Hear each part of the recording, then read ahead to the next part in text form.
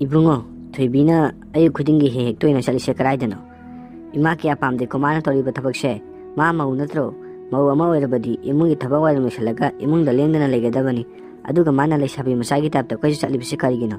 Nambu Karanga Shatana Wea the Bravungo. Kang ready, Ima, I should have a panam the higher of any adubu. Mana took Mamma Unaban had a dumb question at Kate. Magi me never the boon, Nuntinami Kudingi una bro. Nuntinami Kudingi in the Mana Salishe, no Katokanati. Mana Torse Ki Hemalamni, Ibun and Karangang Shatanatoko, Mana Sungamalabadine, Yarwe, Parisima, she was it was she. Ado Ima, I mean to Nukigo, Ado Imayum Sambiramugo. Sangita to Shumamatuna left in a mamon people halapangairami, Yamna Sauna. Tanza did a mamon pite bishu halaklami. Aduga Sangitan asuna mamon pita hirami. Toibi, Nang Tangaiko, Kailerigima, Nang he, twin a Salisha Nang Maunatro, Yungi Mawa Moirabadi, Imunsigi Tabanga Shandana. Play the Haiti Duga Quisha Lisacarino, Numbule Shabiro, Imane, Nangato with a Bokshakia Pam deco, Mawa Moira Badine, Mawa Magin Tinum Dane, Jumalayu, Duanella, Shabisha and Quisha Pase, Imakia Pam de Kaino Ima Habidi Dubo, Ebu Quisha Paro, I should have already in Saline, Mimu Nogi Hidden Salubani, Aduga Imani Solang with Sicarino, Aina Salisibu, Ariam Sapanati, I should have already Salivani. Nang neck lack for the Yumsita, Intinuina like Bayauki Yumsiki Tabakari Shangi Bayauki Brava. I know Shamang Tanatro, non Alani, Quesalani, Nangato Sicarino, Iman and Angish and Angi Panavane. Matangi limit should be domu, Kanamta Wana Dingatanja to the Mahana Mayum the Chalame.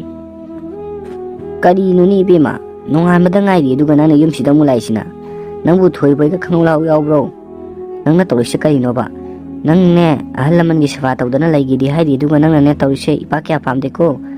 The name Guinness have out the Intinuana like the Heidi do another. Yum she that twin a twin like say, Papa am the go, Nang Mona Chicago is Babungi City. I will him still hand the one in it. Babuna Lahan, Degan Lahan, Deshin, Adam Hayo Babum. Kaido Wigi, Chabu, Yum still Lahan, where do you know? Ipana have the name, Nanam Puro Begishabado, Fazanata, like Wahabani. None of Yum she that twin a twin like Pose, the kind of Kraga Fazade Habanida. Ipane, Ningon and name, Mayum the twin a twin like Pose, Ipakia Pam de go. Babung, Aduda Kandi, I name Yumsita Labella Adabani, Waitamo Bani, I ain't shredded a Adam Nico Babung, I name Lining Drayum do that. Kadini Bim and Angangiduba, Nigisumas and Pama Tandani, Nani put to Matanatamaga, Kado begin a quinish the lactice. Go Ipawayang and India Pazalimino go.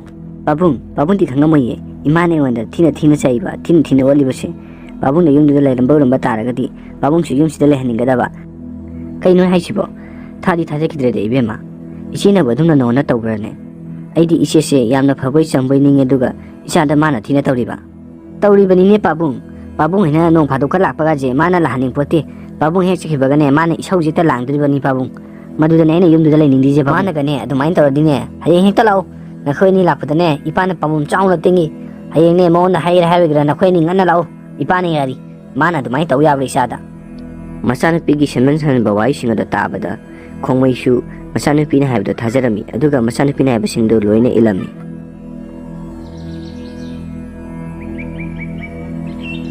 Ayuki Matamni, Toy Bigilina Bina, Toy Beda, Makogi Mayum Naba, Hirami, Aduda, Toy Benadi, Wapama Duyaramde, Mark in the Pina Namdana Punaba Honarami. Tamo, Nani Adrabashu, Idine, Tando Shekini, Karigumane, Tamone, Adaptaradine, Tamon Tandim Silla Jaujaniko, Idine, and one Haloidamini Tamo. Kadi no nang it bo, Ima Matandum Domaga, a queen is a talk of the Imam Tandle Wedro, Mina Quibuka in Haini connected again. Nung say back and Tadico. Tamonang Mina Lubra in a Lubra. I have a share that near Tamona Talajonico. I did check with the Amon Haloida Bunny. Nang I have see a Wana Panico. I show Adam Live Shabanatana, Matam Kala Shabani, Nang Madayatra Badinang Talajonico Tamo. Pari Adudi, Nakoyum da Punale Rossi, Imasu Progressi Dudi. Imaga Huyum, Jackrashing a shade umpula. Hongam Jaringam Jarway, Aina Talisha, Magalim Basine, Mapus a Pagadingam Jarway. Mane when what is Tamudi Kangamine, Nongan Magatamudi Tabasa Cravanina, Tamona Kanga Udra Vanina, Aina Haish and the Tajari Tamodi. Imana Bunawanda, Tina Tobrane. Equimase, Yamna Pavanita. Imana no wonder, do not dita rumway. Equimase, I'm a winter Chanakangi. Tamonang Aina Yarway. No one Makasum Tale or Geraba. I sacriga. Nang ay sakra di parta jauni ko nang ꯐꯔꯁꯦ ꯆꯠꯂꯁꯤ ꯅꯪꯅ ꯍꯦꯛ ꯉꯝꯗ꯭ꯔꯕ ꯌꯥꯗꯕꯅꯤ ꯅꯪꯗꯤ ꯑꯗꯣ ꯌꯥꯝ ꯀꯨꯏꯅꯗꯤ ꯂꯩꯔꯛꯀꯨꯝꯁꯤꯀꯣ ꯅꯨꯃꯤꯠ 5-6ꯅꯤ ꯂꯩꯕꯒ ꯑꯗꯨꯝ ꯍꯜꯂꯛꯑꯁꯤꯀꯣ ꯑꯣ ꯍꯜꯂꯛꯄꯩ ꯋꯥꯐꯝꯗꯨꯗꯤꯅꯦ ꯀꯣꯟꯅ ꯈꯟꯅꯔꯁꯦ ꯁꯨꯝ ꯉꯥꯡꯅ ꯂꯩꯔꯅꯨ ꯇ꯭ꯔꯦꯟ ꯈꯟꯕꯁꯨ ꯃꯍꯥꯛꯀꯤ ꯅꯨꯄꯤꯅ ꯍꯜꯂꯛꯂꯔꯣꯏ ꯍꯥꯏꯕꯗꯨꯗ ꯃꯍꯥꯛꯀꯤ ꯅꯨꯄꯤꯅ ꯍꯥꯏꯕ ꯂꯣꯏꯅ ꯌꯥꯔꯝꯃꯤ ꯑꯗꯨꯒ ꯃꯍꯥꯛꯀꯤ ꯅꯨꯄꯤꯒ ꯃꯥꯒꯅ ꯃꯌꯨꯝꯗꯨ ꯊꯥꯗꯣꯛꯑꯒ ꯆꯠꯀꯦ ꯊꯣꯛꯂꯛꯄꯗ ꯃꯍꯥꯛꯀꯤ ꯃꯃꯥ ꯑꯗꯨꯝ ꯇꯨꯅ ꯂꯩꯔꯝꯃꯤ ꯏꯕꯨꯡꯉꯣ ꯅꯈꯣꯏꯅꯤꯅ ꯂꯣꯏꯁꯤꯜꯂꯒ ꯊꯣꯛꯂꯛꯏꯁꯦ ꯀꯗꯥꯏꯗ ꯆꯠꯇꯣꯏꯅꯣ ꯏꯃꯥ ꯑꯩꯈꯣꯏ ꯏꯃꯥꯗ ꯉꯔꯥꯡ ꯅꯍꯥꯟꯅ ꯍꯥꯏꯍꯧꯗ꯭ꯔꯦ ꯑꯩꯈꯣꯏ ꯊꯣꯏꯕꯤ ꯍꯣꯏꯗ ꯃꯇꯝ ꯈꯔ ꯂꯩꯔꯨꯒꯦ ꯇꯧꯕꯅꯤ ꯑꯩꯈꯣꯏ ꯊꯕꯛ ꯑꯃꯒꯤꯗꯃꯛꯇ ꯊꯣꯏꯕꯤ ꯍꯣꯏꯗ ꯃꯇꯝ ꯈꯔ ꯂꯩꯇꯕ ꯌꯥꯗ꯭ꯔꯦ ꯏꯃꯥ ꯀꯔꯤ ꯊꯕꯛꯅꯣꯅꯦ ꯅꯈꯣꯏꯒꯤ ꯊꯕꯛꯇꯣ ꯁꯤꯗ ꯂꯩꯔꯒꯗꯤ ꯇꯧꯕ ꯌꯥꯗꯕ꯭ꯔꯣ ꯅꯈꯣꯏꯅꯅꯦ ꯇꯧꯔꯤꯕ ꯊꯕꯛꯁꯦ ꯏꯃꯥ ꯀꯌꯥ ꯄꯥꯝꯗꯦꯀꯣ 이마 그 쉬양 구이로 해결하게 yang kuina le kadab sunatana imana pawada pakale akhoi dum farau halakani ima matam kitang da ne ima ibungo nakhoi sing na hayo ima da mek sing hayo nakhoi kedo go chatoina ima da minam gono ibungo kaino imana chaka chungang le dubo thaba magini hayadana imana sida kota dana bangada ngang sikarina akhoi thiang khre ima chaka ngang biranu ibema nang nathak henda wa pangangan ai sinangin ne pone thachika sinai da tawgano akhoi dine ima gi yumsita lainingdrabado adunane ipamda matam khara lejaruge tawba imana sida jagat ngang lai sekarigino makhoi ne khanabado tabadagi makhoi gi yumthangnaba ahalado sangalami aduga thoibada asumna hairamni ibungo thoiba nang charak le sangle naronu hingwa ngamle haiduna nangi ne pi sina haibe iladuna nang nama sibu huntolamaga chalage khalibani ne nangi nama sina nangi damakta khanbada kyada wajaki nangna angang wairingai matamda mayada chagadaba sakhomadu phau nangmada inkibani nama sina nangi damakta khanbada chara ani phawbada chaba phangdana lairakibani aduga nangna charaklaba matam asida namagi seba tawkidi haidi aduga nangna nama sibu huntolamaga chalage haina khalibani ne ibungo thoiba nang angakpani nang